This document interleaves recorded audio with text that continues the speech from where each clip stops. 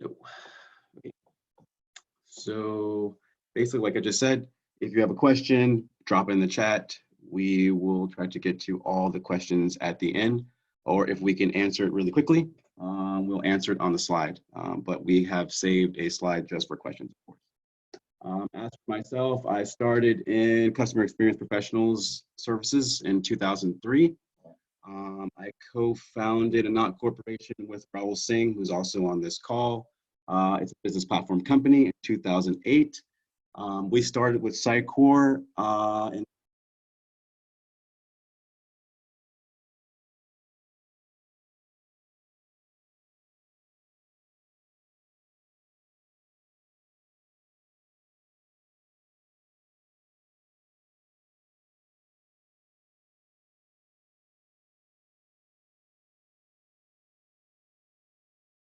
for how to recruit a Sitecore professional effectively. But I just want to give just an introduction of where I'm coming from.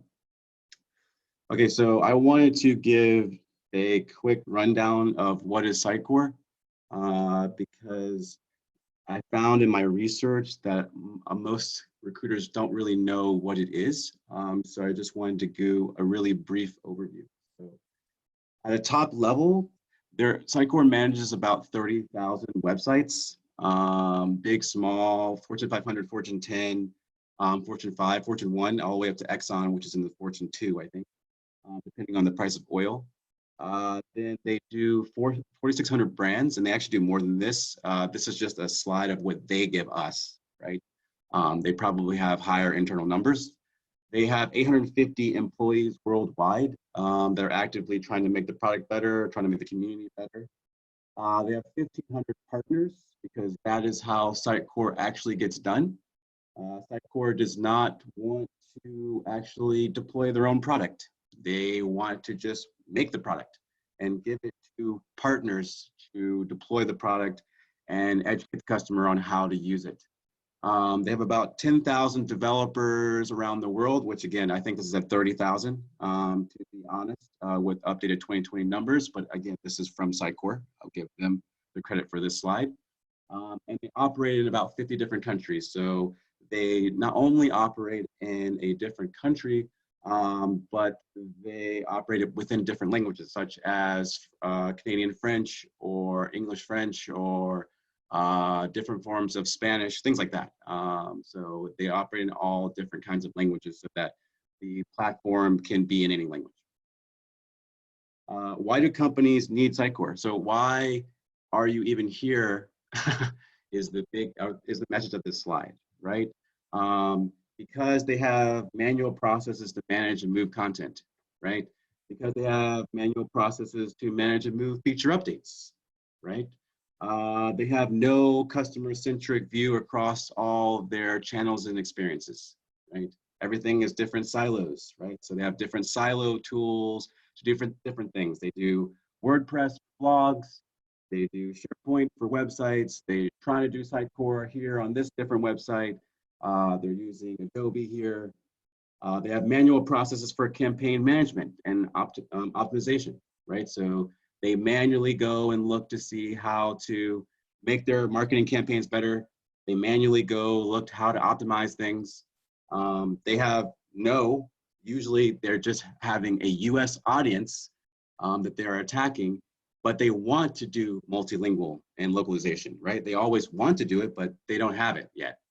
They have very, very complicated content workflows, right? How do they get the content from the person's brain to written down to actually on the website to actually into the public, right? They have manual processes to update customer relationship management, so the CRMs. They either do it manually or they don't like it. They have weak points on the latest mobile trends. They're always behind in the mobile trend.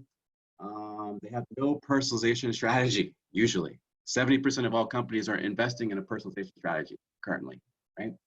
So even the companies that are Fortune 500, they still have no personalization strategy. Their analytics are not integrated with personalization. So they have no personalization strategy, and analytics, which they need to base their personalization on, doesn't integrate with personalization, right? Their analytics is not providing what they want.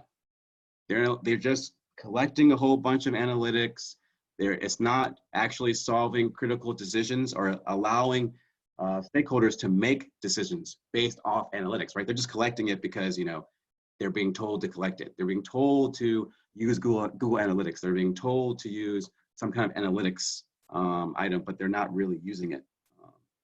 They have low to or zero use of artificial intelligence, right? They're probably not even using artificial intelligence, right? But they want to. It's hard to implement the latest trends that users expect, right? Users expect the latest experience that they had, and they expect that on your website, on the company's website. And it's hard to do that. It's hard to keep up with Facebook. It's hard to keep up with Google. It's hard to keep up with your competitors as companies, right? What they're doing. It's hard to manage all your experiences in one place, right? This goes with the silo. They're trying to do one experience in SharePoint, one experience in WordPress, one experience, and sometimes these things can go together, but not when you have 50 different sites and it's all over the place. And the need is they want to manage it in one place. So how does Sitecore help that? It provides, this is only a subset of the features, right? Of how Sitecore helps companies solve all the problems that we just went over, right? It enables what you see, what you get, right? Everyone, it's not just managing experiences for the outside world, for outside customers to make money. I mean, that is the top line reason, right? But the other reason is for your own workers, right? That is the number 2 reason. So the first reason is our experience sucks. Very simple. Second reason is our way to define our experience sucks, right? So how do you make that better? What you see, what you get, right? People expect, and by people, I mean content authors who work for these companies who have made the investment in Sitecore, they expect drag and drop, right? They expect automated AI that Sitecore offers, right? They don't want to figure out what AI is. They just want it to happen, work, and they want someone to configure it, right? If they don't like Sitecore's automated AI, they want to enable a way to do their own machine learning, which is Sitecore Cortex, right? So you can do your own way of machine learning. You don't have to do it the automated way Sitecore does out of the box, right? Sitecore has an experience database, so Sitecore is constantly managing the experience. So if you don't have Google Analytics, and even if you do have it, you can manage a lot of things of what the user is doing, when the user is buying something, when the user is visiting, when the user is bouncing, how to make that better. Sitecore has what's called Experience Accelerator, which makes it easier to build features, right? You can build features for almost no code, right? Some features you still have to add the code to, you still need to be a developer, but Sitecore is trying to move toward the no code way of doing things, right? Sitecore provides marketing automation. So you can say, send a newsletter, wait 5 minutes. People who don't respond, send another reminder, wait 5 minutes. You can actually tell it to wait and then send another thing. You can also add your own custom workflow, which is in every single company. They have their own way of doing marketing and they always want to automate it, right? The Sitecore has a concept of experience profile. So it can build different profiles for different users, right? So each user can have like a law firm, right? They can say, this person is probably a lawyer. This person is probably a partner. This person is probably a client, and then manage the experience based off that, right? Sitecore allows headless because that is the new way of doing things, right? To allow different experiences to manage their content within one place without having to have Sitecore installed, right? You can have little mini apps such as a mobile app that can contact Sitecore and store all of its content inside of it. Right? Again, as I already mentioned, it allows you to optimize the experience with experience analytics, right? It allows you to do complex workflows with publishing because people have crazy workflows of how content finally gets from the head of content authors to written down to all the way to production. The new craze is the media library. because a lot of sites are converting from a standard media library. You just dump a whole bunch of files into your experience to a now content hub, digital access management experience. People are now moving to DAM because they want to know where every single piece of content is located, right? They don't just want to upload content, they want to be able to remove where every single place this image exists. So if it exists on a headless experience or it exists on your website, I want to remove it immediately, right? You can now do that with Content Hub. Forms, because every site has forms. A lot of sites have extremely complex forms for basically doing operations, for collecting data from the user. Some sites rely on the forms, that's how they make money, right? Search to find information, Sitecore makes that easy, it's out of the box. You only have to do is configure anything that is custom for your business. Universal Tracker, which is a new feature which allows offline management be able to track the user when they go offline and come back online, right? SSO, which is a huge feature because people don't want a new business platform to interrupt their flow of things. They don't want it to interrupt their flow of content. They don't want it to interrupt their flow of media library.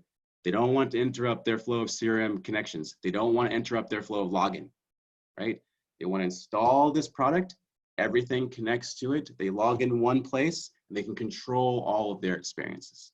So that being said, what is the experience of work? What I kind of titled this, what I mean by this is, what is the experience that a Sitecore professional wants?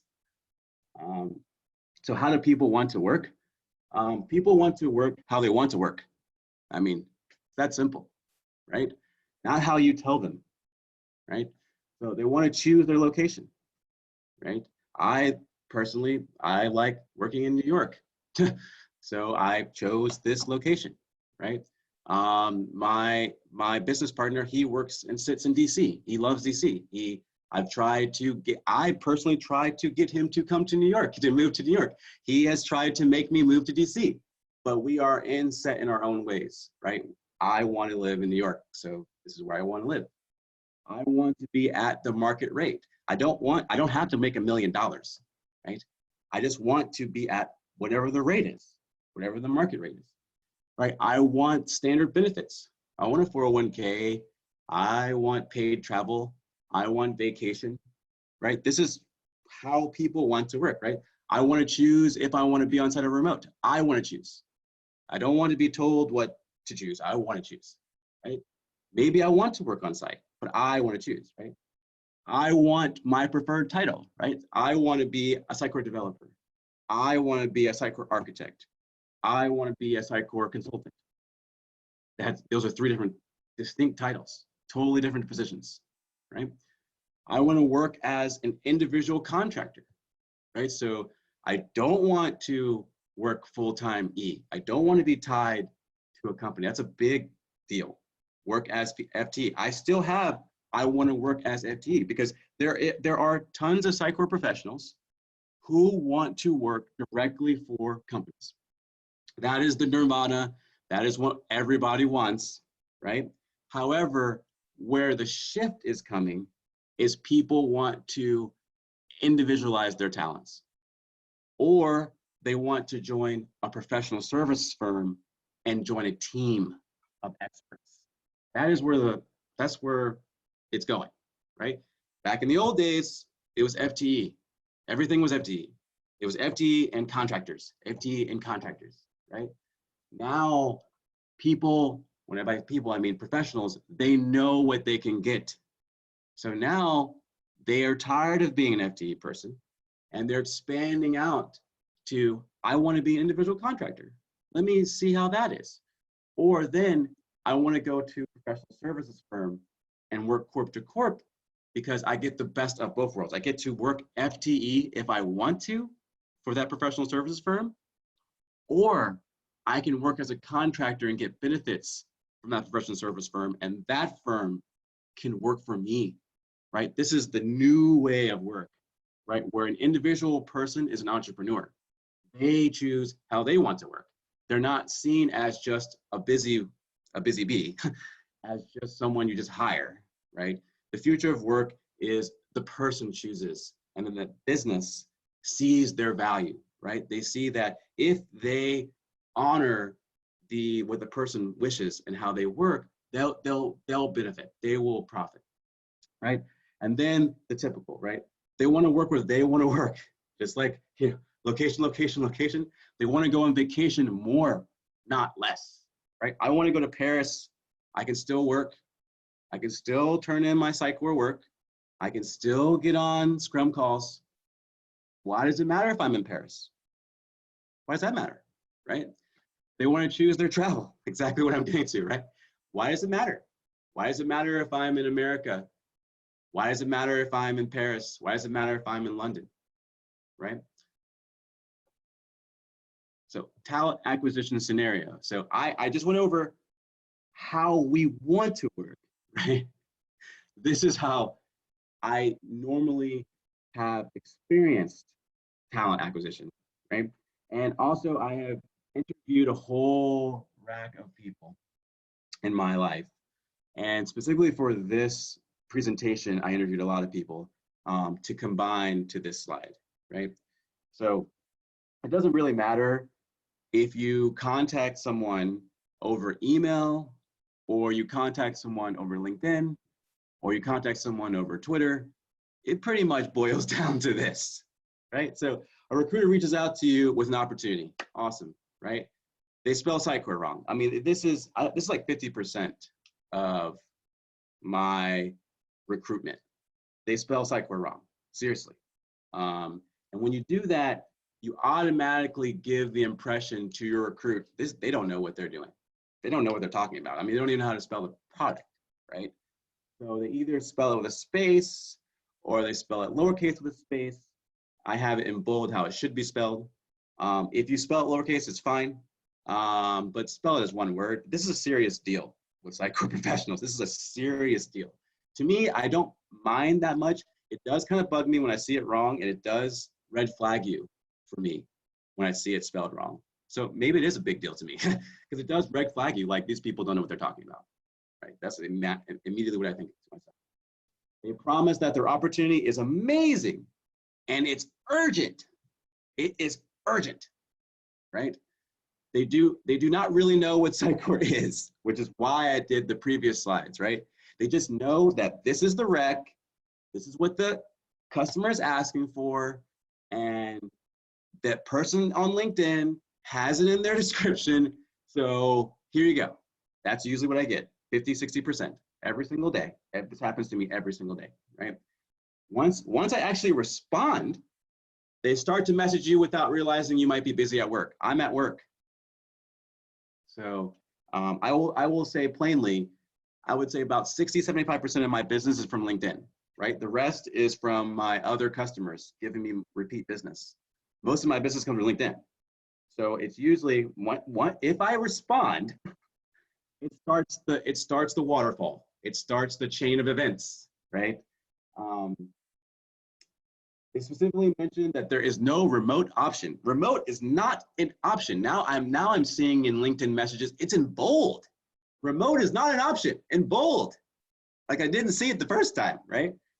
The location is most likely not where I am. It's usually not in New York. I get very few New York Sitecore opportunities, even though there are currently 123 jobs open in New York for Sitecore. There are currently 1,000 jobs open in the United States proper for Sitecore right now, right?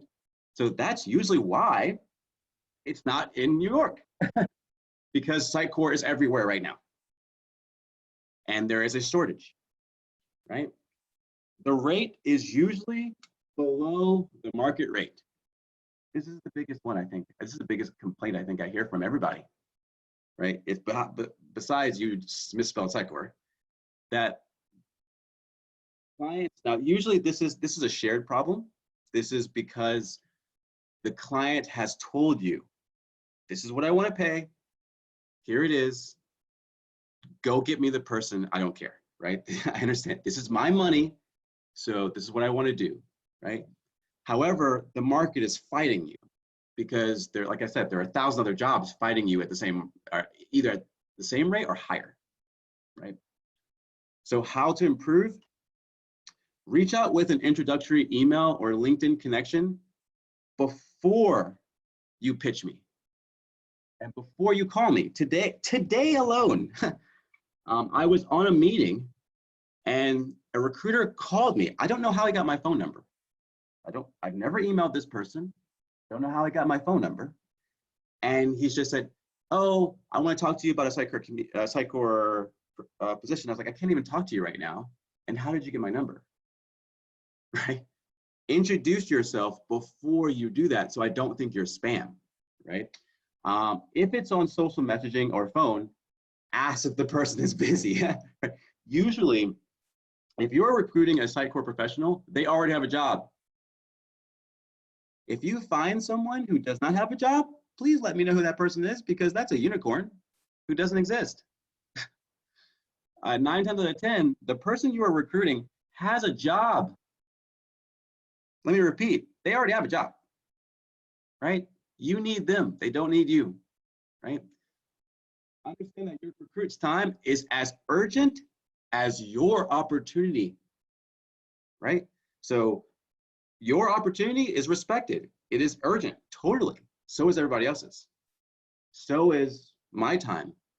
So is the consultant's time that you're going after. So is the FTE's time that you're trying to go after, right? Do some research on Sitecore in the community. This is a big one, right? Go to Sitecore.com, very simple. Go read through all their marketing, see what their thing does, right? Before you start talking about Sitecore. Otherwise, you will sound silly, right? Also, be open to remote, even if your client is not open to remote, right? Even if the client has already told you, hey, I'm not going to hire a remote person. Don't even bring me a remote person. Just keep that in mind. That's fine, right? But be open to it once you start recruiting, right? Because clients can change their mind. Clients change their mind, right? Be open to benefits and financial negotiation. This is my next slide, right? After you improve the recruitment scenario, just improving this, right? Which I get more often than not. In fact, I cannot remember in the last month when I have not gotten this scenario, right? In fact, the only times I get a good scenario in the last month or two was from our own clients, right? Because they already know how to talk to me, right? Most of the time I get this. The recruiter says it's awesome. They didn't misspell Sitecore. They say it's urgent. They don't know what Sitecore is, right? They don't care about my time. They only care about their time. They don't care about that I want remote. They're under the market rate and the location is nowhere near where I am, right? How can I fulfill that? Right? The negotiation, right? So make me an offer I can't refuse, right? Make me an offer, right? So your ideal Sitecore professional, they have 5+ years in web experience. You want them to have web experience, right? So you can check us to make sure that we fit your bill to be able to negotiate, right? As long as we fit the bill to be able to negotiate, we should be able to get a solid offer, right? 5 years of web experience. You need to have that for Sitecore. 5 years of ASP.NET. You need to have at least 2 to 3 years to get by, at least, right? Then 2 to 3 years in Sitecore experience, actually on the product, in production, doing it, not tinkering with it, not testing it out, actually in production, right? Sitecore 8 to 9, right? Sitecore 6 and 7.2 are great. It's awesome. It's really cool that you understand how to do that, but everybody wants 8 and 9. That's what everybody wants, right? You have to know Solar or Azure Search or some kind of Sitecore related search product. Usually Solar or Azure Search. Those are top 2, right?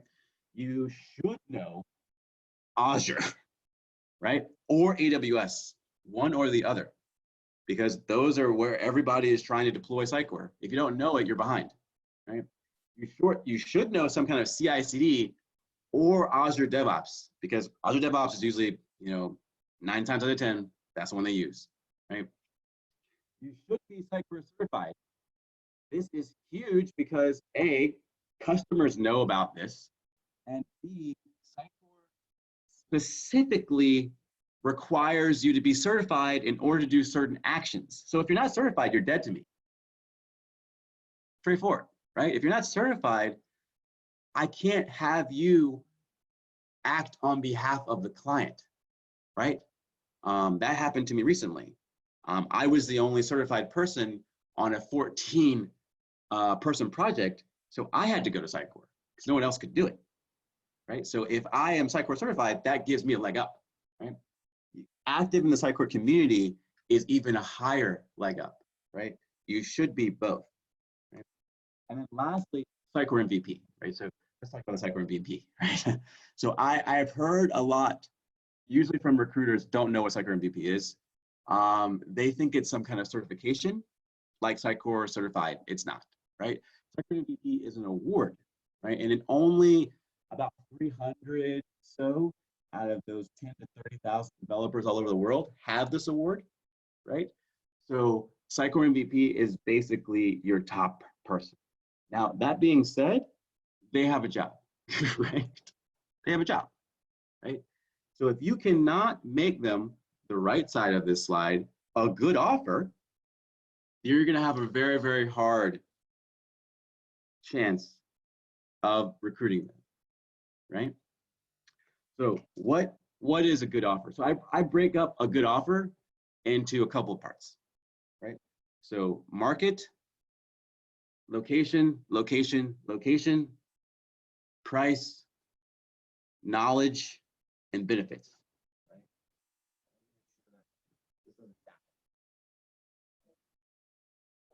So what is market? Market is basically, do they want to be an individual contractor, right? Do they want to be an FTE person, which is, like I said, very hard to find. But hey, those unicorns exist. They're out there, right? Do they want to work corp to corp? That's how I work. That's how people who I hire, we work, right? How do they want to work? Usually clients can benefit this. Clients can do these options even if they say they can't, right? They will say they can't do it. They will say, I cannot do individual contractors. I cannot do corp to corp. It's lies, right? They can't do it. They either A, don't know that they can do it, or B, they are restricted by law. Now, if they're restricted by contractual obligation, that's understood. But if they're not, they may not want to do it, right? However, like I said, the person wants to work how they want to work. And so if you say, well, the client's not going to do that, you've already pushed them away. Everything else that you say doesn't matter, right? I'm not hearing everything else you're saying, right? This is a big deal to me. Individual, FTE, or corp to corp. I cannot do FTE. Not going to happen for me. So if you come to me and say FTE, it's not going to happen. Right? It's just noise to me, right? Architect or developer. A lot of Sitecore recs are, hey, I need a developer. Hey, I need a developer, right? What they really need is an architect. So there's some education there that needs to happen, right? US authorization, huge. This is the linchpin of the holy grail of recruiting. It doesn't matter about Sitecore recruiting. This is recruiting, right? Because a lot of companies, they want that blanket of support of US authorization. They want to get in that bed of US authorization and cover that blanket on top of them, right? Because that gives them the lessons to sleep at night, right? Let me be clear, they can sue you because you're an American, or you're authorized to work in America. So it's easier to sue you, or it's easier to penalize you under our laws, things like that. And last but not least, it's easier to watch you if you're US authorized, right? If you're not US authorized, it's harder to watch you, harder to punish you, harder to sue you, harder to sleep at night, right? So that is the battle of US authorization. Location, location, location, right? Client wants on-site. Almost every client wants that, but that's just not how it is today, right? Today, I'm not gonna say never, that's not the way of saying it. I have not met a person who has told me, Eric, I am willing to work with you. You can place me at any site you want, or you can place me on site. No one says that to me. Like, no one says that to me. But almost 90% of the offers that come through are, you have to work on site. Right? There's a disconnect. There's a disconnect on FTE. There's a disconnect on US authorization. There's a disconnect on remote on our site. And now we get to the biggest disconnect of them all, price, right? Let me be very clear. This is the market, right? So if you are an individual person, you have no representation, you do not want to be an FTE, maybe you are FTE, right? It will be $75 to $100 per hour. That would be, I guess, 120,000 to 150,000, maybe more if you're an FTE. But I deal in hours, I deal in days, I deal in contract rates. And this is how the market is. So if you are just representing yourself as a free agent out in the market, you can get $75 to $100 per hour, easy, right? That's the thing you're competing against, right? If you are a channel partner, you can get between $100 and $150, right, per hour. This is usually the market rate of competition. If you are direct, you can get over $200 something per hour with Sitecore. But this is a very direct rate. This is like the holy grail. This is what everybody wants to be, but usually are not, right? So these are the rates. And when I get a rate every single day, pretty much I get a rate every single day, I argue on where's the location? Is it on site? What is the authorization? And what is the rate? If that offer is in there, it's hard for me to refuse it, right? Knowledge. I don't want to give you all of my information, just give it to you, right? We need NDA for that, right? So I want to be able to sign NDA. I don't know how it is with individuals. I always think to myself, like, how is someone doing this as an individual? How do they do this by themselves? At least I know, I know the games, I know the tricks, right? But I've had people ask me for my social security number. I've had people ask me for all kinds of stuff without getting NDA, without getting some kind of protection, right? Sometimes that's a deal breaker. I can't do business with you until an NDA, right? And then last but not least, benefits. So if you are asking me to go to Wisconsin to work on Sitecore, right, then your client's going to pay for that, right? Over and over and over again, at least 2 times last week, the recruiter tried to get it in the rate. I'm like, no, it doesn't work that way. Paying me a little bit, like pay me $5 more per hour is not enough for what could happen in the travel expense, right? Especially if you want me to go there several times or things like that, which I'll discuss about hybrid teams. So recruiter value. So on the slide, I just want to go through how can a recruiter add value? And I'm not even asking that much, right? I just went and asked a couple different Sitecore professionals, like, because I get a lot of stories of bad recruitment, but how can recruiters actually add value, right? And it's remarkably, there's a lot of ways. And if we all work together, we can all get what we want, right? So how can recruiters add value specifically to the Sitecore community? Respond in a timely manner once negotiations has begun, right? So usually after I start and I agree to the negotiation, recruiters would drop off the face of the face of the earth, right? I won't even hear from them for several days, right? And it may be normal stuff like, you know, the client's deciding or whatever. That's great, but still check in, right? Check in. Otherwise, I'm going to just move past your opportunity. I'm going to go somewhere else, right? Educating the client on remote work. I mean, clients don't like remote work. Clients are now starting to understand that remote work works, right? Now, I mean, it's really sad it takes a pandemic virus for that to happen. But I think clients, they were moving in that direction already, but the current crisis has reinforced that, right? So it's a little bit easier to educate the client that, hey, to get your project delivered, you're going to need a remote worker. You're probably going to need someone remote. I will try to continue to look, that's what I tell recruiters. I will try to continue to look for your on-site FTE person.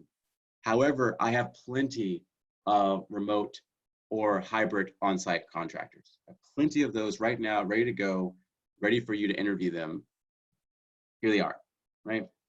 Educate beyond US authorized, right? There are amazing Sitecore professionals who live outside the United States and are not US authorized. I know this is very, very hard and very difficult. However, it can be done. I've seen it done I've seen it done several times this year, right? So it's just about how the client feels and educating them to that they are basically, they're hurting themselves by not even opening their mind to workers who are not US authorized, right? Educate the client on price, right? Because the client is going back and forth with you on price and doesn't understand that the market has left them, right? So if the market has left them and there's so many Sitecore jobs out there, then it's going to be almost impossible. It doesn't make any sense for a Sitecore person who lives in the place that they want to live already, usually, right? I live in New York already, and you want me to move to another place and pay me less money. It doesn't make any sense, right? Educate on how to resolve issues with remote work or on-site scheduling, right? Usually, the client does not want to do remote work because they're scared about scheduling. They're scared about watching you. They want to watch the professional. They want the person to be on site, usually, right? But you can educate the client that, hey, you can still have scrum calls, you can still have connections with the person such that you feel connected, right? You can have co-working sessions. There are ways to get Microsoft reports to make sure the person is doing their job. There's all these different things so that the client doesn't feel like you're skipping out on work, like you just took a vacation, you're not really doing anything, right? There might be another opportunity than the one that you gave me, right? So a lot of times a person comes to me, they say, I need a Sitecore developer. I'm an architect, I'm an SME. I'm not going to do mostly development jobs. I can find you one, I can try to, but I'm trying to do architect and SME. So you may have another opportunity, right? So just because we can't connect on this one, doesn't mean it's over, right? Doesn't mean everything's over, right? I have teams of people. So let's work to see if there is an opportunity that's there, right?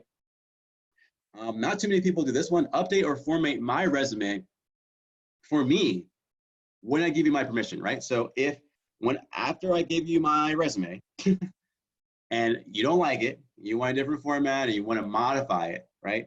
Only modify it after I give you my permission to modify it, right? I understand that you think by modifying it that it will be more attractive to your client, but that really rubs people the wrong way. So if you want to modify it, get the person's permission, right? If you want to format it differently, format it for us. I shouldn't have to do the work. I shouldn't have to do work, right? I already have a job.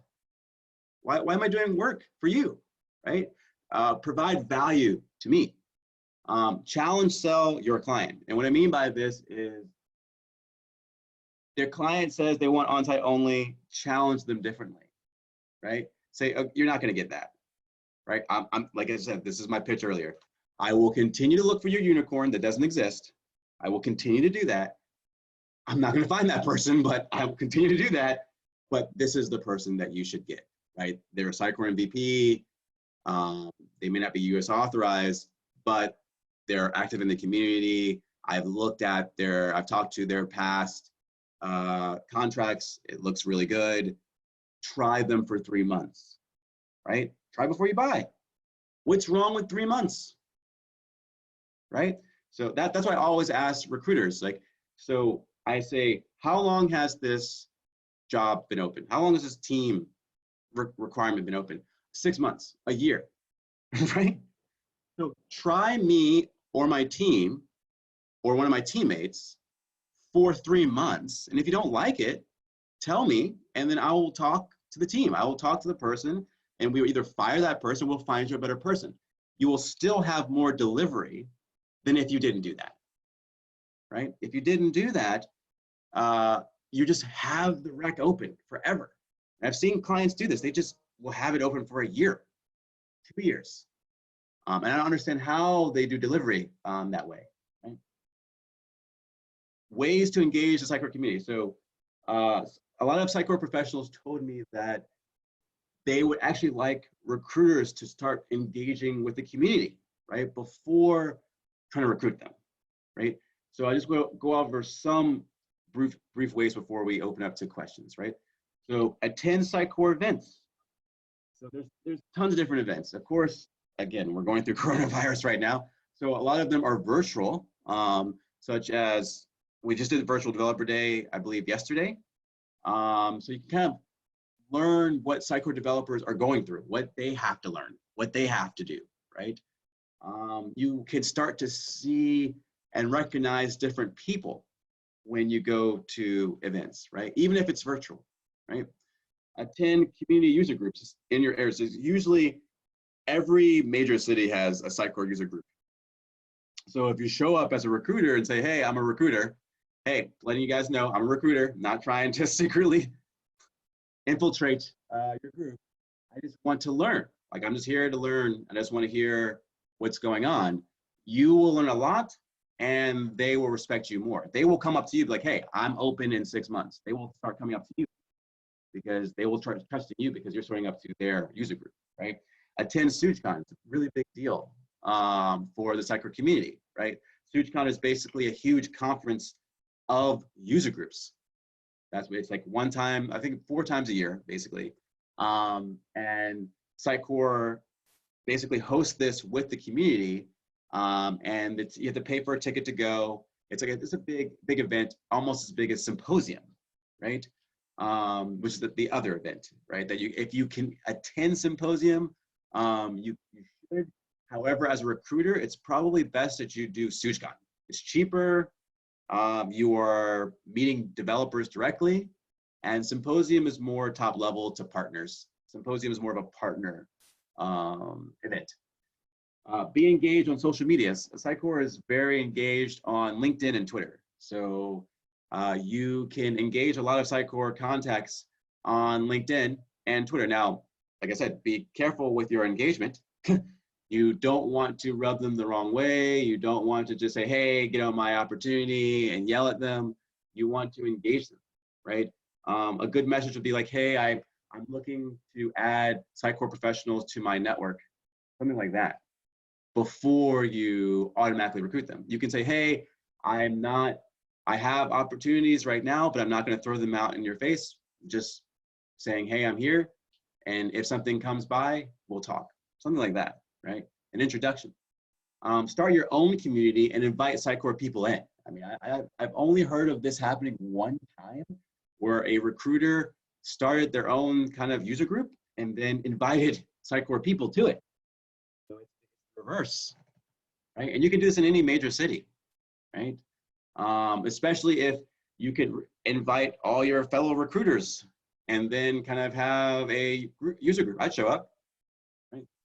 Review and network on Sitecore, Reddit, and Stock Exchange. Huge, right? So Sitecore communities are really active on Reddit.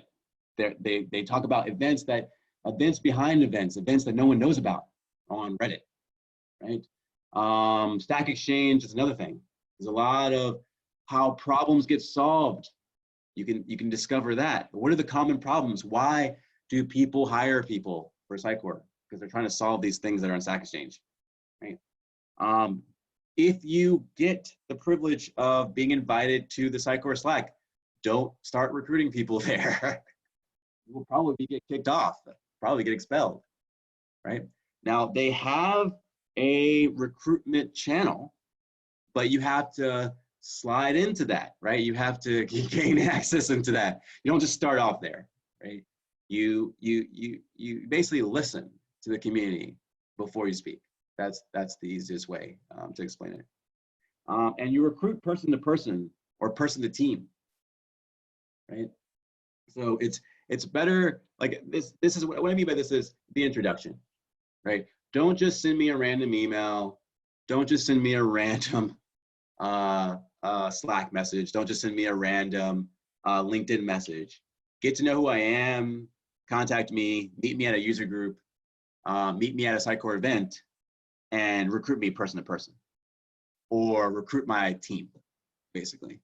That will give you more success. And definitely, I think it will give you more insight to what you're recruiting. Our approach of how we work corp to corp, right? Every single engagement that our firm at a not corporation is corp to corp, right? We do some dab in individual, but it's usually corp to corp, right? So if you come to me with FTE, you've already lost me, right?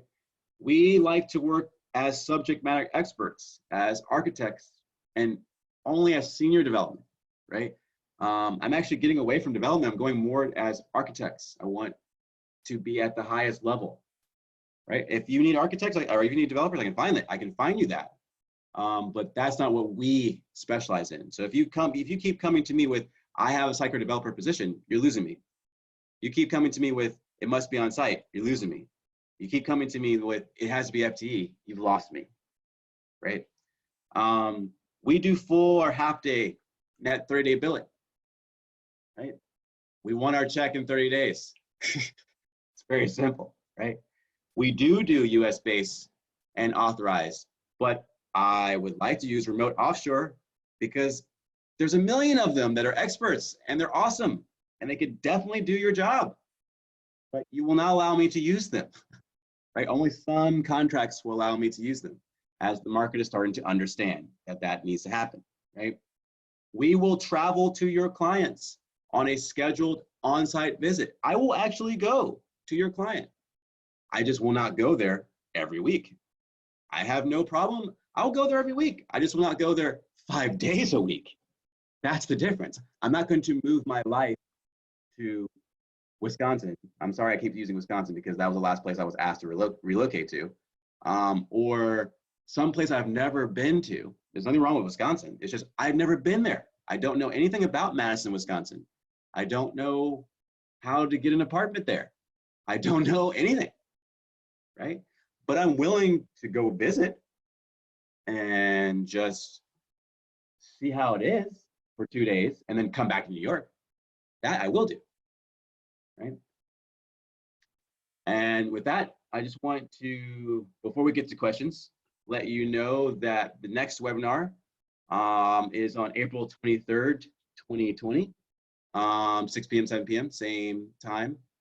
And it will be on selling Sitecore, like an Oscar award-winning production. So we will go more into how to sell Sitecore, basically, to your clients in a new way, right? Instead of the whole, basically staff aug only, you can sell your clients teams of people, right? Usually on a Sitecore project, it's not even usually, it's every Sitecore project. You cannot do a Sitecore project with one person. You cannot do a Sitecore project with one developer, right? You have to have a team.